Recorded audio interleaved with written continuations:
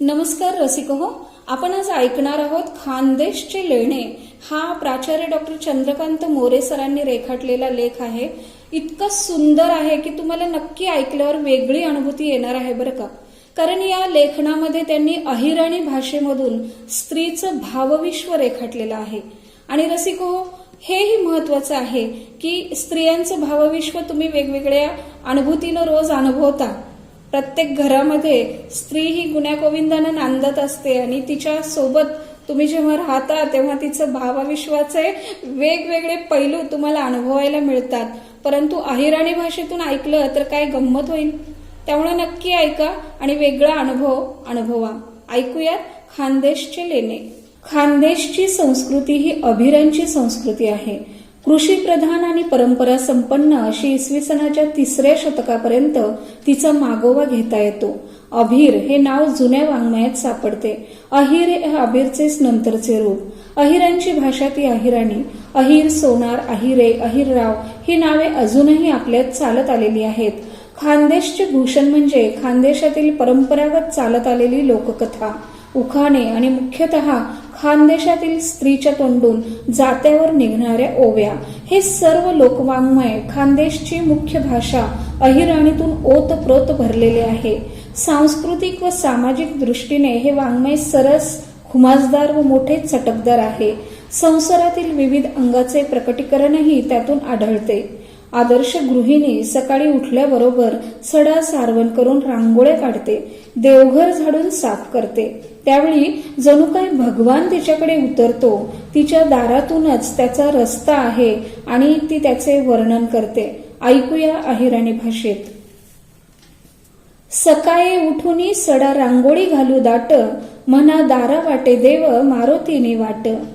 सडा सारवन ह्या रांगोया घालू दोन, सकाळी उठूनी उतरती भगवान।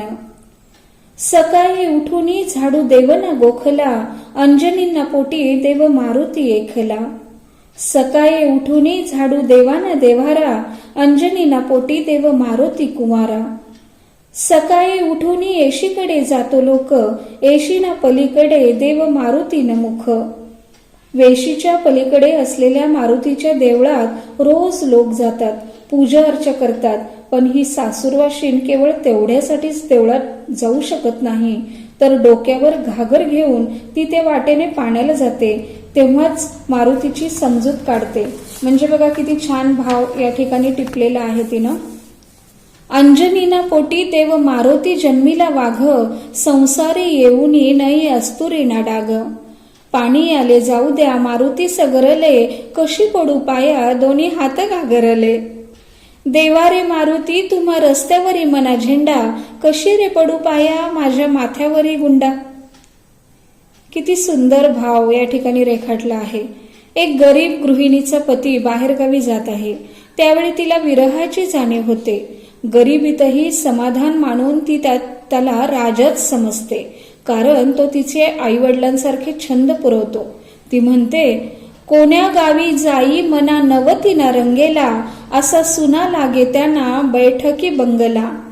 दुबया भरतार हाऊ पुरवेना राजा, आई बा सारखा छंद पुरवला माझा। कोण्या गावू जाशी म्हणा मायेना मोहना, जाना बगर म्हण नाही वय जेवना। एका बहिणीचा भाऊ तिच्या घरी आला आहे। खूप छान भाव या ठिकाणी स्त्री अंतरंगाचे रेखाटलेले आहेत। हे बघा ऐका। एका बहिणीचा भाऊ तिच्या घरी आला आहे, त्याच्यासाठी तिने पंचपक्वान्नाचे जेवण तयार केले आहे। मग भावाने तिच्या घरी शनिवारचा उपवास सोडला, पण त्याला फार भूक नाही आणि तो थोडंसंच जेवतो।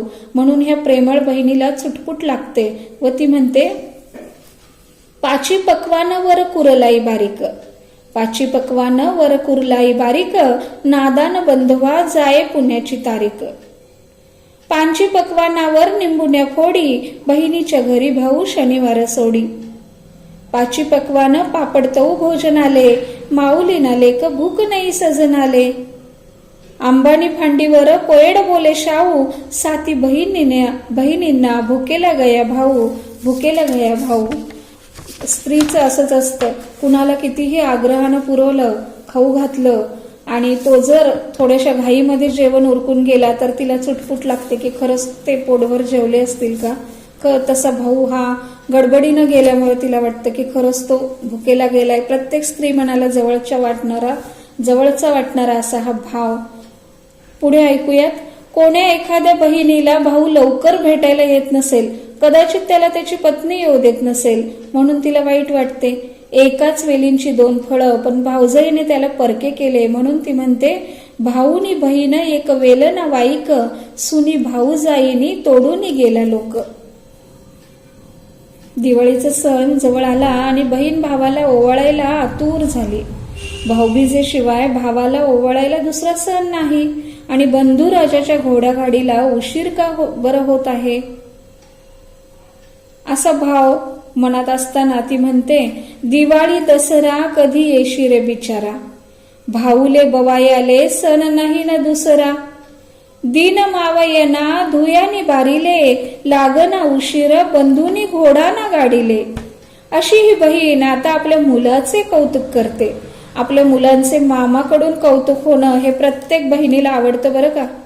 मुलांविषयी तिला अभिमान वाटतो आणि त्या भरात अतिशयोक्तीपूर्ण उद्गार निघतात की तिचा हा मुलगा घोड्यावरून जात असता नगरातील सर्व बायका त्याला पाहायला उभे राहतात. तसेच तिच्याकडे मोठे मोठे लोक मुलाला जावई करण्याच्या इराद्याने येतात, पण ती म्हणते की तो शाळेला गेला आहे, अजून तो नादान आहे. खरंच प्रत्येक स्त्री मनाचे भाव इथं खूप छान रीतीनं रेखाटलेला आहे. ऐकूया. कागडा कोयना येना सगुन ऐका, कागडा कोयगायना येना सगुन ऐका, लेक घोड्यावरी हुब्या नगरी ना बायका, मोठ मोठे लोक आले जवाई पाहायले, नादान लेक म्हणा गेला शाईत लिहाले. स्त्रीला आपल्या माहेरच्या लोकांचेच नव्हे तर माहेरच्या गावाचे देखील मोठेपण वाटते आणि ते उद्गार ती पुढच्या शब्दात व्यक्त करते.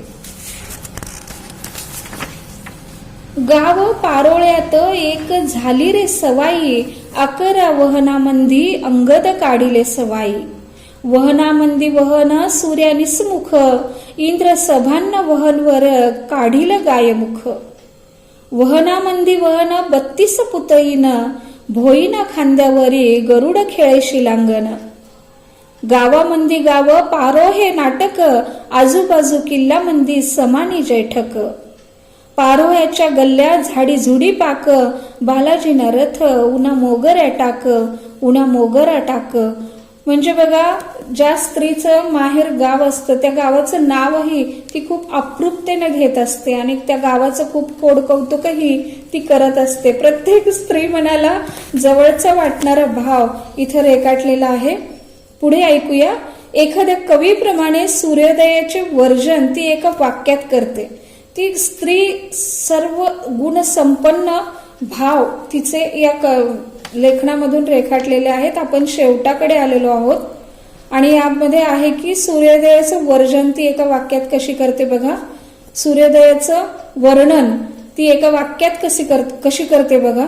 उगवला सूर्या जसं गाडीयाचं चाक, उगवला सूर्या जसं गाडीयाचं चाक, त्यानं झाकवली पिरथवी नवलाख. किती सुंदर शब्द. पुढे ऐकूयात आणि शेवट आहे.